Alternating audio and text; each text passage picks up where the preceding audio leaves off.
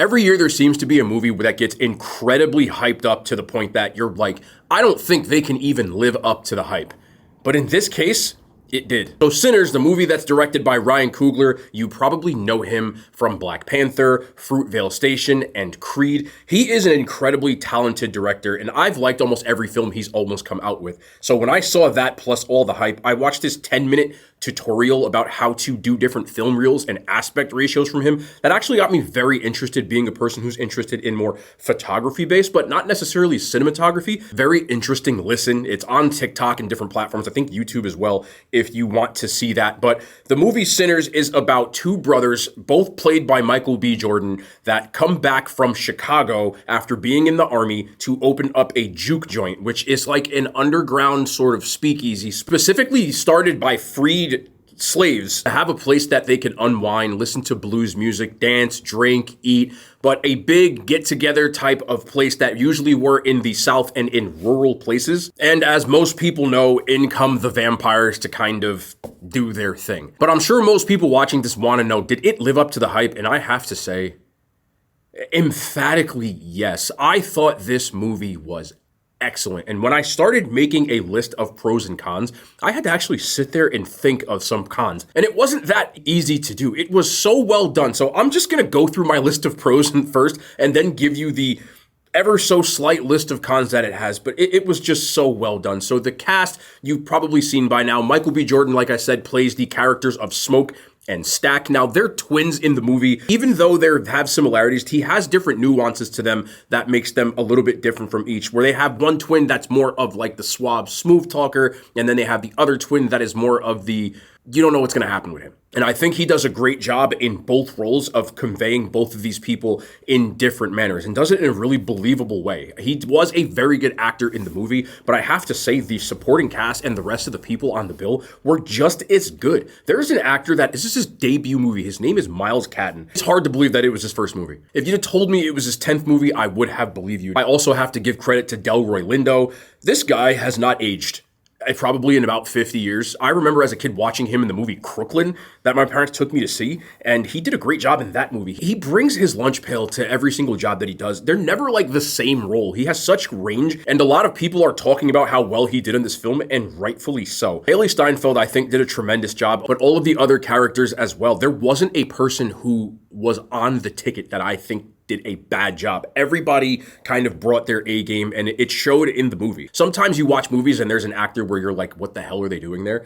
At no point did I watch any part of this movie and say that. As far as the theme and the plot of the movie, this is a movie that is about 4 different movies in one. If you told me that it was a little bit in the beginning of a drama, I would believe you, but it turns into a vampire movie. It's also a period piece set in 1932 by, again, these two brothers that first fought in a war, and then they were in Chicago working for the Chicago outfit, and then they come home to open up this juke joint. So in 1932, you're talking about the Jim Crow South. So there is a lot of allegorical content when it has to do with racism, and I would say 90% of it is not overt. Being in the Jim Crow South, obviously there's going to be some very obvious in your face, but I think most people from watching it from the naked eye, you might not notice some of it, but there's a lot of themes about gentrification and cultural appropriation and things of the like, but it's done in a manner that I think is very understandable and clean. I think it also tries to play with you on the point of good versus evil, because there are several characters in this movie that you could look at either way. From one point of view, they could actually be doing a good thing, but depending on your point of view, you may not think so. The two biggest things that I wanted to talk about are the cinematography, and I'll start with that. Almost breathtaking. Like I said in the beginning of the video, Ryan Coogler has this entire 10-minute thing, which I think did help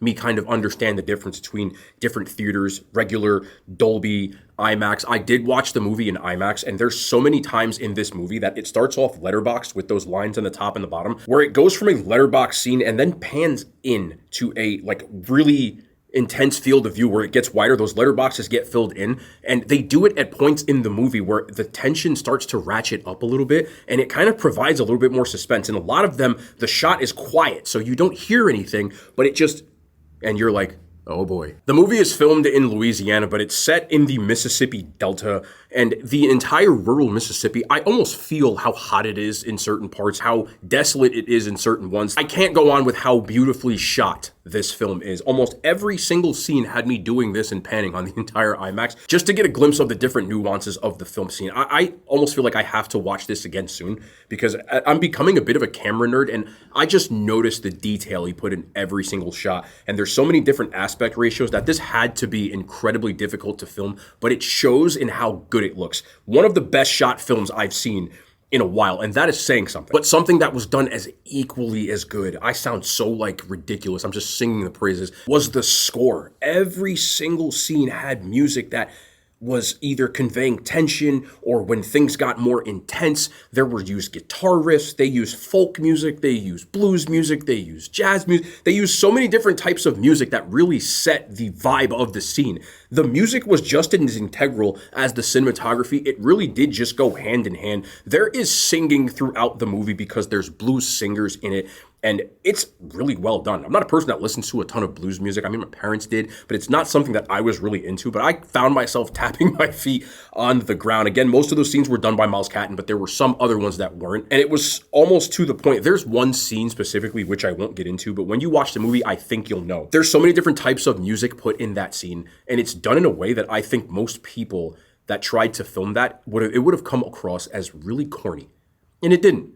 I almost was looking throughout the scene because there's little details put in as far as even the music plus the themes of it that I'm looking and going, oh, that makes sense. And that is tough to do. I've seen a couple reviews on this before I went to watch it, and the biggest thing that I saw was a lot of people were comparing this to From Dusk Till Dawn, which is one of my favorite Tarantino films that he's ever done. And I can totally understand that, but I don't think that it is that comparable to From Dusk Till Dawn, only with the fact that you almost have two different movies rolled into one, where it starts off as one thing, but then it rolls into another thing. I don't necessarily think it's a ton of horror, but there definitely are some horror themes with the vampires, which leads me to my only thing that I could come up with that was a pro but a con for some people, is that would be the pacing of the film. It is a very, very slow burn in the first half of the film that they spend most of it kind of giving you backstories to every character, how they ended up in this place, what they were doing before they got there, where their headspace was at before this event. But I think it's done in a way that slow burn feels more like a build-up, because you know something is coming, even though you don't know exactly when it's going to happen. You start seeing little clues that the tension builds up, and then eventually more and more to the point that it reaches that like final act. But I think some people walking into this movie may think, oh, I find myself being kind of bored in the beginning. I am being 100% genuine when I say this. At no point in me watching this movie was I bored. The only issue that I had is because I saw it in IMAX. I like plush rockers. I'm not joking. There's only two cons I can think of. I like the rocking recliners that are in the Dolby Theater, but I took Ryan Coogler's advice and I said, you know what? I'm going to go and watch this movie in the IMAX, and they have these just like chairs where my feet are on the ground and I'm just not as comfortable, and I didn't like the chairs. So if anybody can get a hold of IMAX theaters with the recliners in it, that would be really great, but I don't have access to one. Genuinely speaking, the only other con for some people is I think the pacing feels too slow for them in the beginning when the action finally ramps up. But when I tell you that there's just so many beautifully done shots in this film, there's such great music that fits the film so well, that tie in hand. Some of these continuous shots that they have, some of these long shots that they have, some of the backgrounds, it's just everything was done so well that I'm not joking with you, I'm in my chair like this, like, wow, this is a really good movie. And it's been a long time since I can say that. I hope people go and see this movie, because this is an original plot. It's not something that is just an adaptation of something. People complain, and rightfully so, about a lot of movies in Hollywood now being remakes, reboots, reimaginings of some other intellectual property. This is an original intellectual property on its own, where I actually learned some things. I knew what a juke joint was, but I never saw the ins and outs of the nuances of it. And the other thing is, there was a fact that I had to look up after the movie. There are two characters in the movie that are Chinese. There are actually a history of Chinese immigrants getting along with African Americans in Mississippi, in the Mississippi Delta, that I had no idea was a thing. So it was almost like a little bit of a period piece with a history lesson in it.